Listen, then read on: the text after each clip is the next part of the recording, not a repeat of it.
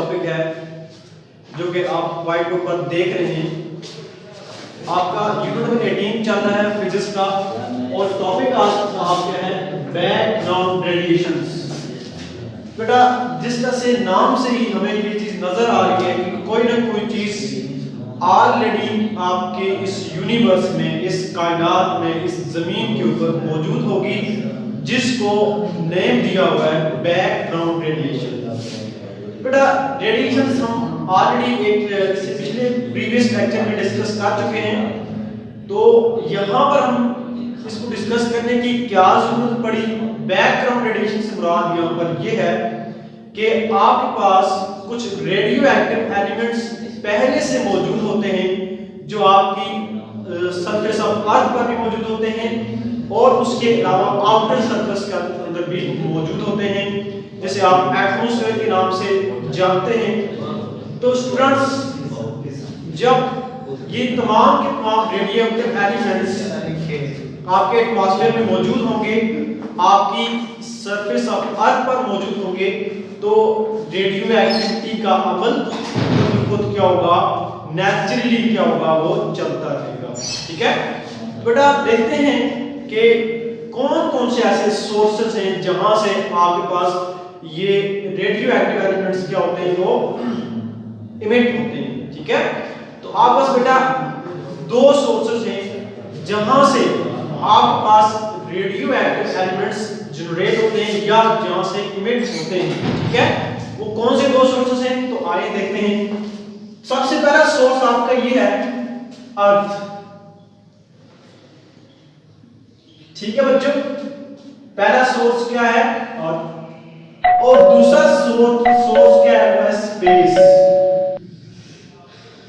अगर यहां पे हम एक पिक्टोरियल इलस्ट्रेशन करें तो हम यहां पे बता सकते हैं कि आपकी सरफेस ऑफ अर्थ से बाहर भी मौजूद जो स्पेस है जहां पर रेडिएशंस मौजूद होती हैं, उनको हम देखते हैं कि किस तरह से होती हैं।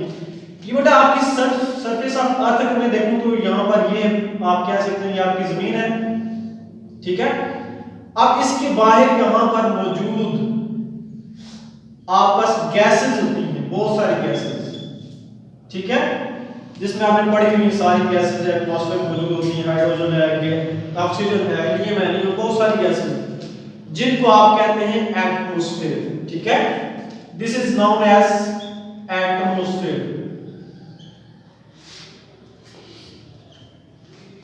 अब कुछ रेडिएशंस ऐसी होती हैं जो आपकी जमीन के ऊपर मौजूद होती हैं। ठीक है बच्चों, और कुछ रेडिएशंस ऐसी होती हैं जो आपकी जमीन के बाहर से, इस सरफेस के बाहर से आ रही होती हैं, इधर से इस सरफेस में, स्पेस के अंदर मौजूद होती हैं, जो आउटर सरफेस से क्या होती है, वो जमीन के ऊपर आ रही है। ठीक है, अगर मैं यहाँ पे ये एरोस बना के आपको दिखाऊं तो ये चीज की निशानदेही करता है कि कुछ रेडिएशंस जो होती हैं वो कहां से आती हैं, आउटर सरफेस से। अभी हम देखते हैं कि उनका नाम क्या है और किस किस तरह से उसको क्लियर कर सकते हैं।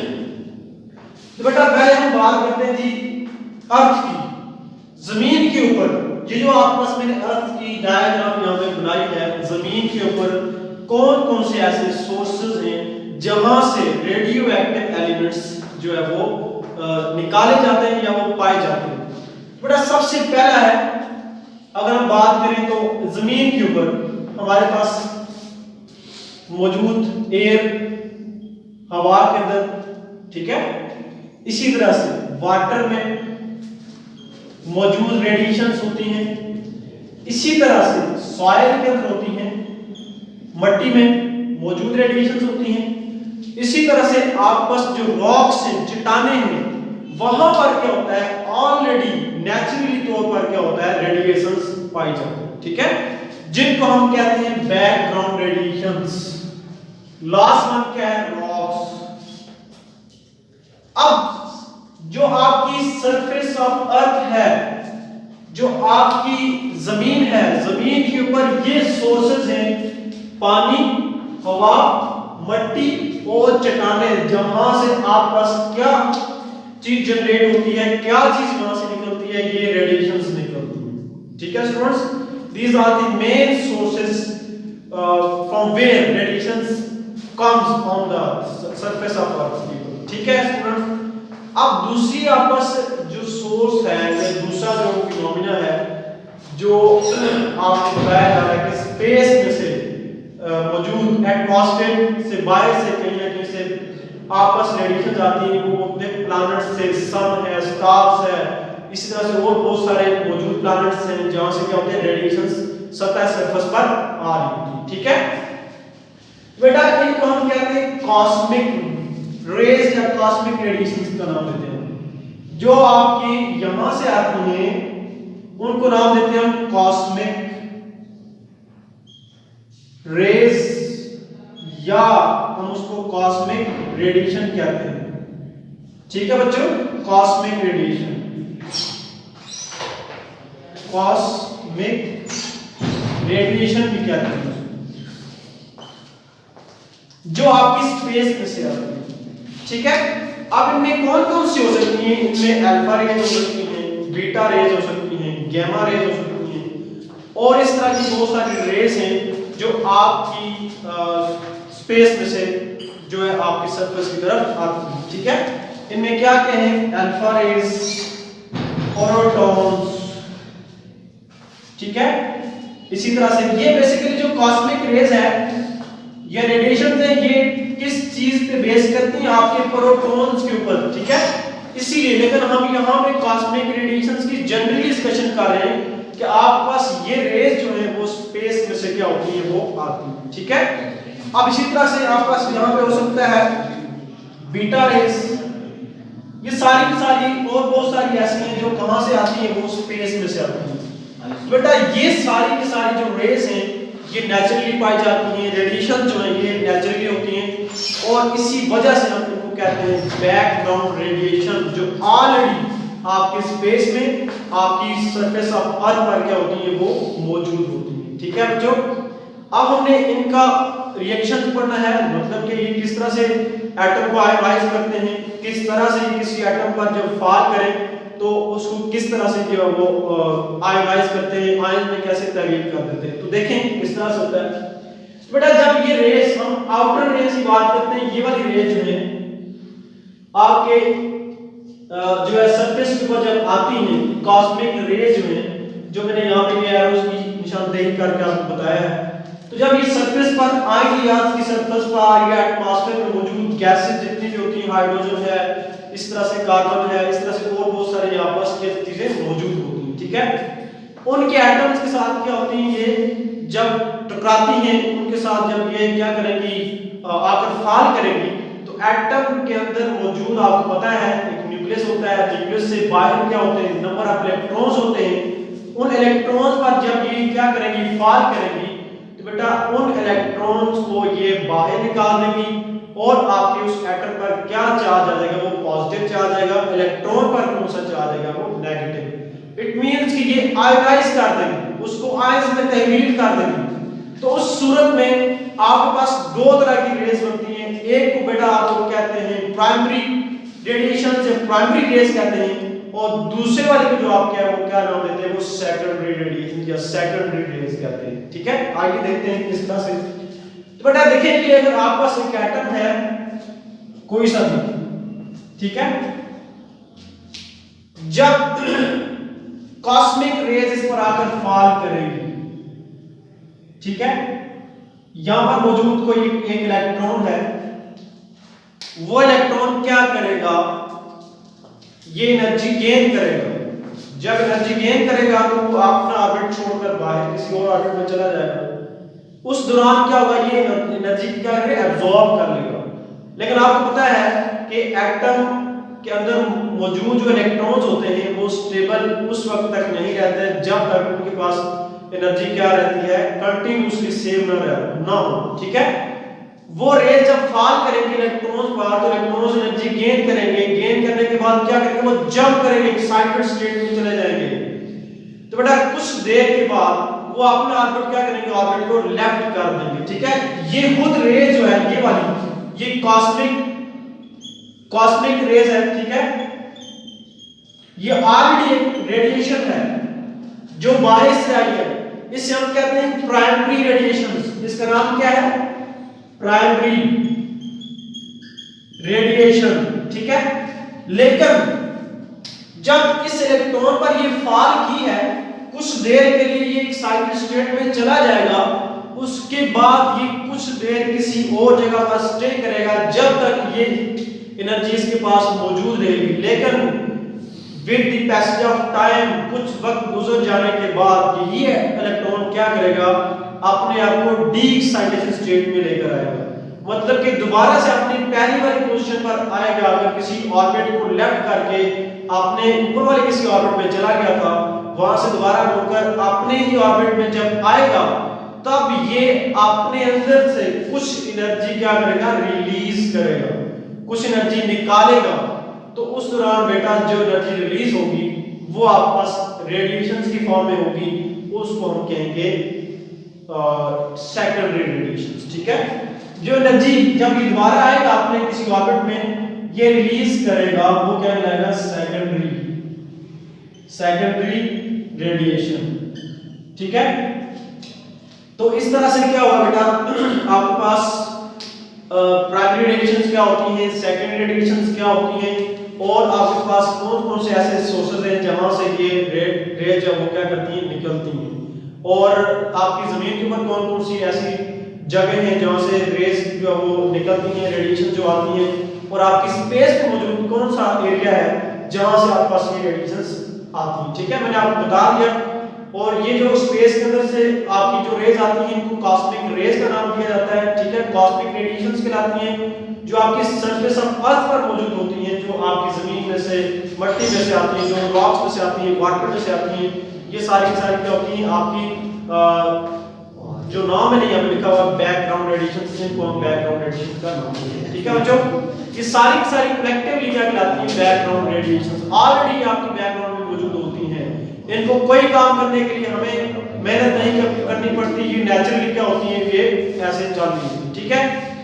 और ये तो था आपका ये वाला टॉपिक। इसमें आप बस देखें, जब इंसान को कैंसर की प्रॉब्लम हो, कैंसर का मसला हो, तो उसको कुछ न कुछ रेज दी जाती हैं, alpha rays, beta rays, gamma rays अक्सर जो है ना उसमें अप्लाई होती है, ठीक है।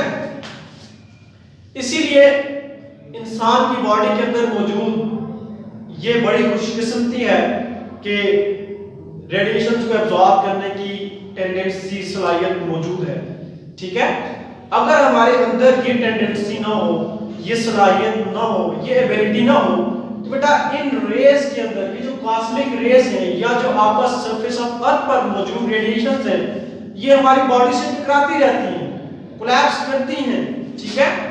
तो बेटा ये हमारी खुशकिस्मती है कि हमारी बॉडी में ऐसे सेल्स मौजूद हैं जो क्या करते हैं, आपके इन रेडिएशंस का मुकाबला करते हैं, जिनको क्या करते हैं, कंट्रोल में ले आते हैं, ठीक है। और हम 24 घंटे क्या करते हैं, इन रेडिएशंस के सामना करते हैं, ठीक है, सामने रहते हैं। तो अब बात ऐसे होता है कि अगर इन रेडिएशंस का जो है वो मैक्सिमम क्वांटिटी में आपकी बॉडी से कोलैप्स हो जाए, जैसा कि कैंसर की बीमारी हो जाती है, ठीक है, तो उसमें क्या होता है बेटा, आपकी बॉडी डैमेज हो जाती है, आपके सेल्स डैमेज हो जाते हैं। इन रेडिएशन का अगर ज्यादा से ज्यादा हो जाए आपकी बॉडी पर, तो वहां पर क्या होता है, आपके लिए बहुत ज्यादा प्रॉब्लम क्रिएट होती है। कैंसर की बीमारी इसीलिए पैदा होती है क्योंकि उसमें रेडिएशन का मैक्सिमम का हो जाना होता है, ठीक है। अब उससे और क्या नुकसान होता है कि आपकी जो ग्रोथ होती है वो खत्म हो जाती है, आपके बाल गिरना शुरू हो जाते हैं, उनमें गामा रेज का क्या होता है, सबसे बड़ा असर होता है, इफेक्ट होता है, ठीक है बच्चों। इसीलिए अगर जो कैंसर का मरीज होता है तो उसको कुछ रेडिएशन जो है वो प्रोवाइड की जाती है, लेकिन एक लिमिट के ऊपर। जब लिमिट खत्म हो जाती है, इंसानी बॉडी की लिमिट जाहिर सी बात है, एक चीज की एबिलिटी है उसको स्टोर करने की, उसको बियर करने की, जब वो एबिलिटी खत्म हो जाती है तब क्या होता है, तब नुकसान का अमल स्टार्ट हो जाता है, ठीक है बेटा।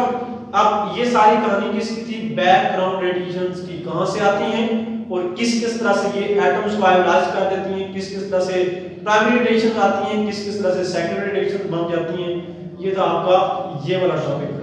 तो कल का हमारा छोटा सा एक रहता था यूरेनियम के लिहाज से, वो आज हम देखते हैं कि यूरेनियम किस तरह से हेनरी जो आपका था उसने बैकरल, हेनरी बैकरल ने ये बात क्यों की कि यूरेनियम ही एक ऐसा एलिमेंट है जो क्या करता है, आपकी रेडिएशंस को क्या करता है, वो प्रोवाइड करता है, या वो एक नेचुरल रेडियो एक्टिव एलिमेंट है। सबसे पहले उसने क्यों इसको इंट्रोड्यूस किया 1896 के अंदर आई थिंक जो है।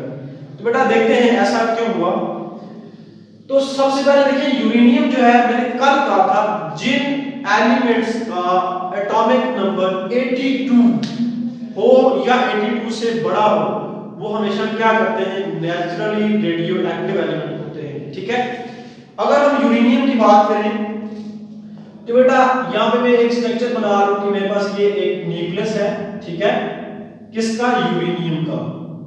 ओके, अब इस यूरेनियम के अंदर मौजूद यहाँ पर क्या है, प्रोटॉन्स भी हैं, इलेक्ट्रॉन सॉरी न्यूट्रॉन भी हैं। ठीक है, ये किसका मैंने न्यूक्लियस बनाया क्योंकि ये सारा काम न्यूक्लियस पे होता है। जो न्यूक्लियाई अनस्टेबल होते हैं, हेवी न्यूक्लियाई होते हैं, वो हमेशा क्या करते हैं, वो नेचुरली रेडियो एक्टिव होते हैं। ठीक है, यूरेनियम का जो एटॉमिक नंबर है वो होता है 92। ये बात याद रखनी है आपने। एटॉमिक नंबर इसका क्या है, वो ये होता है बेटा 92। ठीक है, 82 से क्या है, बड़ा है। जिन एटम्स के एटॉमिक नंबर 82 से बड़े हों या इक्वल हों वो हमेशा क्या करते हैं, नेचुरली रेडियो एक्टिव एलिमेंट होते हैं। ठीक है, यूरेनियम का एटॉमिक नंबर क्या होता है, 92। इतना हेवी न्यूक्लियस इसके पास मौजूद होता है। आपको पता है न्यूक्लियस के अंदर क्या क्या चीजें मौजूद होती हैं, आपके पास प्रोटॉन्स भी होते हैं और न्यूट्रॉन्स भी होते हैं। ठीक है, तो इसके अंदर क्या है, ये नंबर ऑफ प्रोटॉन्स और न्यूट्रॉन्स, अगर मैं देखूं जी यहां पर, अगर आपको मैं बताऊं कि ये मेरे पास कुछ, ये अभी सर्कल लगा रहा हूं, ये कुछ मेरे पास न्यूट्रॉन्स है, बाकी सारे के सारे क्या वो प्रोटॉन्स है। ठीक है, ये रेड से यहां पे बना रहा हूं, कुछ आपको ब्लैक नजर आ रहे हैं, काफी ज्यादा ये क्लोज होते हैं। तो बेटा आपको पता है कि जो न्यूट्रॉन होते हैं उनके ऊपर चार्ज क्या होता है, नो चार्ज, कुछ चार्ज भी नहीं होता। ठीक है, न्यूट्रल होते हैं। लेकिन जो आपके प्रोटॉन होते हैं उनके ऊपर कौन सा चार्ज होता है, उन पर पॉजिटिव चार्ज होता है। ठीक है, अब होगा क्या, ये यूरेनियम है, ये इसका न्यूक्लियस है, उस न्यूक्लियस के अंदर मौजूद प्रोटॉन्स और आपस क्या है, न्यूट्रॉन्स। जो न्यूट्रॉन्स होते हैं उन पर कोई चार्ज नहीं होता, लेकिन जो आपके पास प्रोटॉन्स होते हैं उन पर पॉजिटिव चार्ज होता है। इसीलिए आपके इस न्यूक्लियस के ऊपर क्या होगा, यूरेनियम के न्यूक्लियस के ऊपर कलेक्टिवली चार्ज क्या होगा, वो पॉजिटिव होगा। ठीक है, अब इसी फिनोमिना को हम डिस्कस कर रहे हैं। तो बेटा आपको पता है ये भी पॉजिटिव चार्ज है, ये भी पॉजिटिव, ये सारे प्रोटॉन जो है वो एक दूसरे के करीब करीब पड़े हुए, हर एक पर क्या पॉजिटिव चार्ज है। होता क्या है, कारण क्यों नेचुरली रेडियोएक्टिविटी होती है, उसकी रीजन बता रहा हूं। तो होगा क्या, हर प्रोटॉन जो एक दूसरे के करीब पड़ा हुआ है वो एक दूसरे पर रिपल्सिव फोर्स लगाएगा। क्या करेगा, हर प्रोटॉन पर 4 प्लस, साथ में 4 प्लस 4 प्लस, ठीक है, सब पर कौन सा चार्ज है, प्लस 4 प्लस प्लस सारा ही। तो बेटा इस रिजल्ट के अंदर क्या होगा, हर प्रोटॉन दूसरे प्रोटॉन को धकेलेगा, फोर्स ऑफ रिपल्सिव लगाएगा, पुश करेगा कि भाई मेरे करीब ना आओ, भागो यहां से। ठीक है, अब इससे क्या होगा, इतनी स्पेस नहीं होती, 92 एटॉमिक नंबर है, इतने ज्यादा प्रोटॉन्स हैं, आपके पास स्पेस नहीं है। तो उस सूरत में क्या होगा, कुछ ऐसे एलिमेंट होंगे जो रेडिएशंस को रिलीज करेंगे और बाहर की तरफ आएंगे। ठीक है, अपनी न्यूक्लियस से बाहर निकलेंगे। ठीक है, तो बेटा जब ये दूसरे पर रिपल्सिव फोर्स लगाएंगे तो उस सूरत में क्या होगा, कुछ रेस की फॉर्म में बाहर आएंगे, आपस में रेडिएशंस रिलीज होंगी, क्योंकि आप न्यूक्लियस में जगह खाली नहीं है, ये इसको धकेल रहा है, ये इसको फोर्स लगा रहा है, ये इसको लगा रहा है, इस नतीजे में क्या होगा, जो बेचारे कॉर्नर में होंगे, जो साइड कॉर्नर होंगे, जो एक दूसरे को रिपेल करते करते क्या होगा, वो बाएं की तरफ रेडिएशन रिलीज करेंगे, बाएं तरफ भागेंगे। इसकी एग्जांपल मैं ये दे रहा हूं कि अगर आप किसी वैन के अंदर या किसी आप बस के अंदर सवार होते हैं, वहां पे अचानक आपको ये पता चलता है कि यहाँ पे कोई ऐसी चीज मौजूद है जो कि नुकसान देने वाली है, ठीक है। अब सारे क्या करें, भगदड़ मचाए, कुछ क्या करेगा, शीशों से, विंडो से बाहर निकलने की कोशिश करेगा, कोई दरवाजे से बाहर आएगा, जिसको जिधर से जगह मिलेगी वहां से बाहर की तरफ भागेगा, भगदड़ मचाएगी। इधर भी ऐसे होता है। तो होगा क्या, एक एक्टिव एटम के साथ टकराएंगे, सॉरी ये जो प्रोटॉन्स एक दूसरे के साथ टकराएंगे तो कुछ रेज आएंगी बाहर, जिनको हम कहते हैं अल्फा रेज, ठीक है। कुछ ऐसी आएंगी जिनको हम कहेंगे बीटा रेज, और कुछ ऐसी आएंगी जिनको हम कहते हैं गामा रेज। ये बाहर की तरफ निकलेंगी इस न्यूक्लियस से। बेटा जो अल्फा रेज निकलेंगी उस दौरान आपके पास 2 प्रोटॉन प्लस 2 न्यूट्रॉन भी निकलेंगे, ठीक है। अल्फा रेज निकलेगी तो उसमें क्या होगा, 2 प्रोटॉन बाहर आएंगे और 2 न्यूट्रॉन आएंगे इस रेज के दौरान, ठीक है। जब बीटा की बात करेंगे तो यहाँ पे इलेक्ट्रॉन आएंगे बाहर। अभी मैं बताऊंगा कि इलेक्ट्रॉन किधर से आ गए, इसमें तो इलेक्ट्रॉन थे ही नहीं। और गामा रेज क्या है, आपके पास सिर्फ और सिर्फ क्या है, यहाँ पे गामा रेज का आपको पता है ये न्यूट्रॉन होता है और इस पर कोई भी चार्ज भी नहीं होता, ठीक है। और ये रेज में क्या करेंगी, बाहर की तरफ आएंगी और ये सारा कलेक्टिवली क्या होगा, ये सारा प्रोसेस यूरेनियम के अंदर चल रहा होता है। तो बेटा अगर आप एटॉमिक मास देखें हीलियम गैस का, उसका होता है 4, 2 प्रोटॉन होते हैं और आपस 2 ही न्यूट्रॉन होते हैं। तो इट मींस जब भी हम हीलियम की बात करेंगे, हीलियम गैस की, तो उससे मुराद होगा अल्फा रेज, ठीक है। तो इलेक्ट्रॉन्स की बात करेंगे तो याद रखना बीटा रेज। इससे जब हम गैसेस की बात करेंगे या एनर्जी की बात करेंगे, वेव्स की बात करेंगे, तब आपको याद रखना है गामा रेज, ठीक है। तो इस तरह से क्या हुआ कि आपका जो न्यूक्लियस है इसका यूरेनियम का, उसमें से क्या होते हैं इलेक्ट्रॉन्स, उसके बाद वेव्स की फॉर्म में एनर्जी, और इसी तरह से आपके पास जो है वो अल्फा रेज क्या होती है वो बाहर निकलती है, ठीक है। अगर किसी बच्चे को इस टॉपिक में कोई कंफ्यूजन हो, तो कुछ मसला हो